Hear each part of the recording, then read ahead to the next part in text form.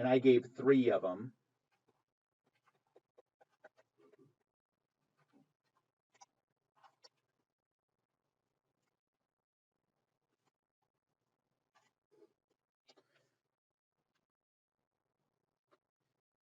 Those were pushing forces,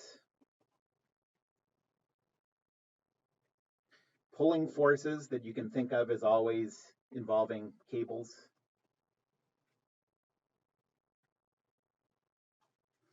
and the third one is friction forces.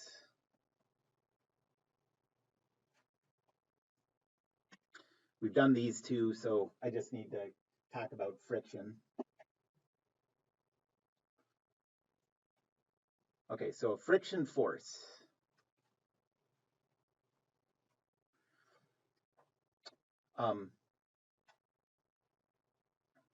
The direction of the friction force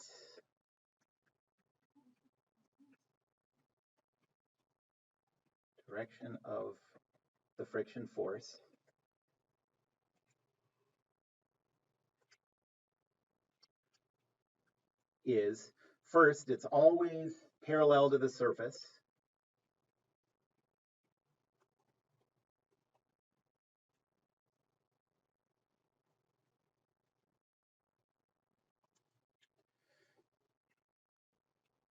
And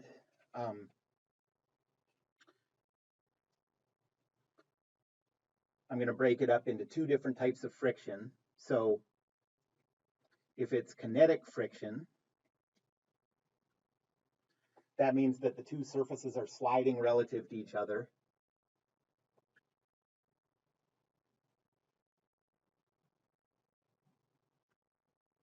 You can think of the surfaces have velocity relative to each other.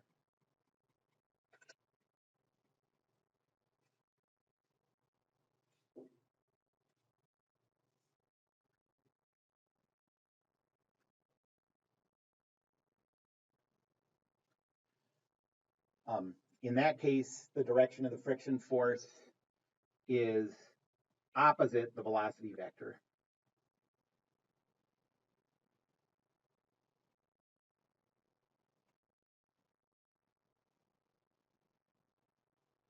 So if the object is sliding this way, the kinetic friction force is this way. Okay. And the second possibility is that you have static friction.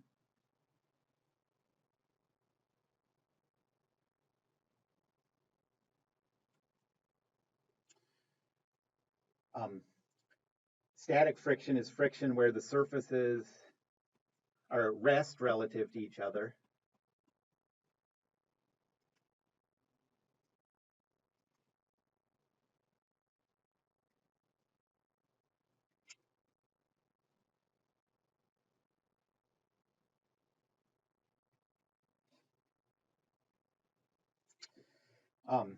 And static friction is opposite the direction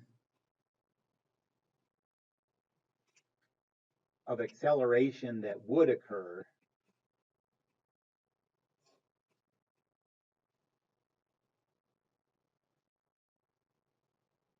without friction.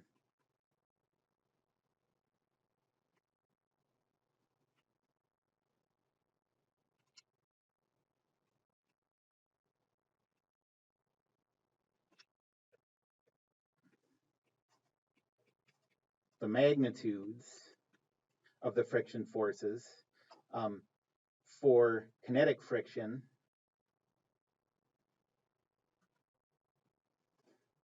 it's always the coefficient of kinetic friction, mu sub k, times the normal force, the force pushing the surfaces together.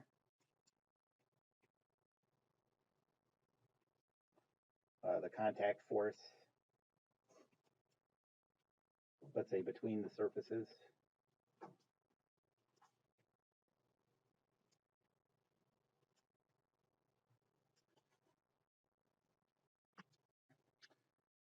For static friction, the force magnitude is whatever is required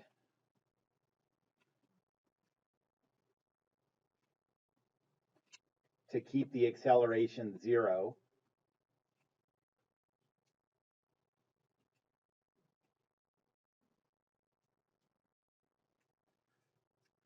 up to a value of the coefficient of static friction times the normal force.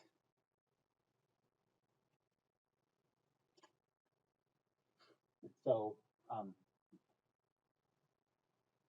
if the coefficient of static friction times the normal is 100 newtons, okay, then say I apply 2 newtons that direction to this chair, okay?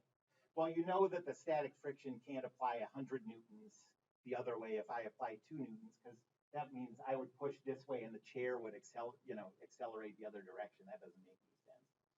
So instead what happens is I apply 2 newtons. The friction applies 2 newtons the other direction, just enough to keep it at 0 acceleration until I get up to 100 newtons, that maximum. And if I go over 100 newtons, then the friction can't hold it in equilibrium anymore and it starts to slide. Okay.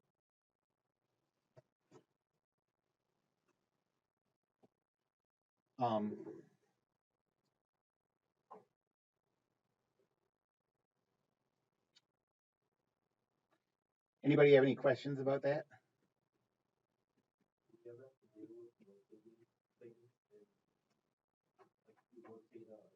So let's say that you have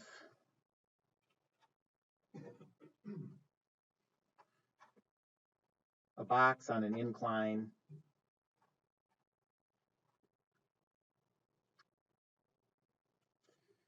Let's say this one has a mass of 2 kilograms. This one has a mass of 1 kilogram. Let's give it an angle, but we're not going to do this calculation anyways today.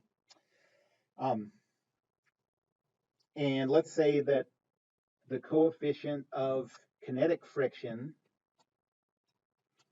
is 0.3. I meant static friction. And let's say that the coefficient of kinetic friction is 0.2. The coefficient of kinetic friction is always a little smaller than static friction.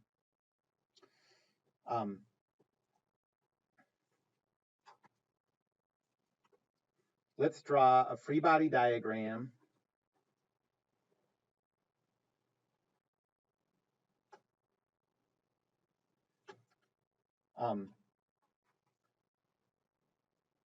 first, if the box is moving down the ramp,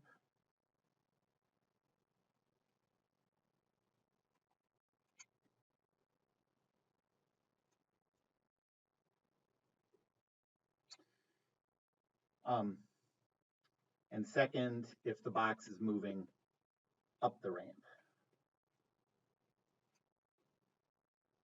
Okay, so both of these are kinetic friction because there's relative sliding between those two objects.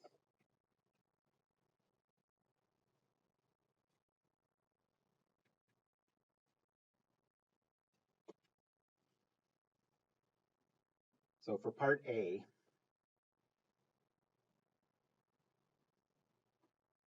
there's a weight force.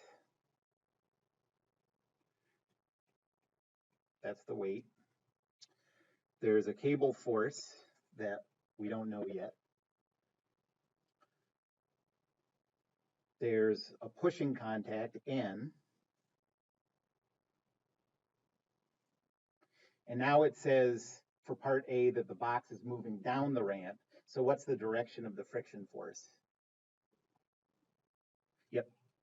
So it has to be parallel to the surface, opposite the velocity vector.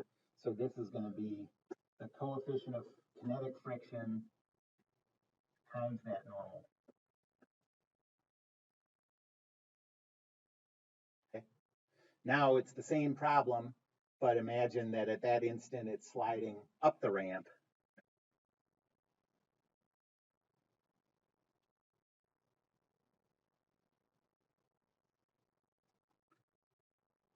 There's a weight force of 19.62,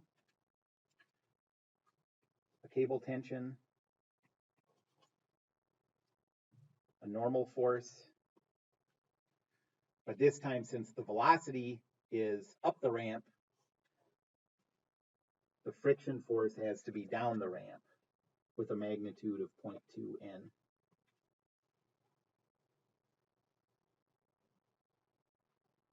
So friction is always trying to slow things down. You know, it never helps the velocity speed up.